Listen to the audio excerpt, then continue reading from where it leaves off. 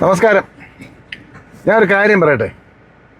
പല വലിയ പുരോഗമനവാദികളും പറയും ശാസ്ത്രം നിലനിൽക്കും, ശാസ്ത്രം ജയിക്കും, ശാസ്ത്രം ജയിച്ചു. അന്ധവിശ്വാസവും ഈശ്വരവാദവും എല്ലാം തകർന്നു. ഈശ്വരൻ എവിടെ? പ്രപഞ്ചത്തിൽ എവിടെ ഈശ്വരൻ എന്നൊക്കെ ചോദിക്കും ചില തണ്ടികൾ. ഈ ശാസ്ത്രമോ?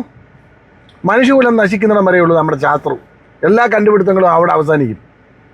എന്തായാലും ഒരു 1000 വർഷം അല്ലെ 10,000 വർഷം അല്ലെ 1,00,000 വർഷം മനുഷ്യകുലം നിലനിൽക്കുമെന്ന് വിചാരിച്ചു. എന്നെങ്കിലും ഈ മനുഷ്യകുലം ഇല്ലാതാവും. അന്നേരം നമ്മുടെ ശാസ്ത്രവും ഇല്ലാതാവും. ശാസ്ത്രവും നശിക്കും. എങ്ങും സൂക്ഷിച്ച് വെക്കാൻ പറ്റത്തില്ല. ഹാർഡ് ഡിസ്കൊക്കെ ഒന്നും വെച്ചുകൊണ്ടിരിക്കാൻ പറ്റത്തില്ല.